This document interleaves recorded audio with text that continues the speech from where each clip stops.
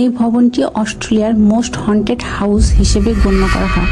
বাড়িটির বর্তমান মালিক যখন 1963 সালে বাড়িটি সংস্কার করে থাকতে শুরু করে, তখন ঘটে যাওয়া কিছু অলৌকিক ঘটনা এবং পূর্ববর্তী বাসিন্দাদের সাথে কি ঘটেছিল তা জানার পর তাদের আর বুঝতে বাকি থাকে না যে তারা আটকে পড়া কিছু আত্মাদের সাথে বাস করছে।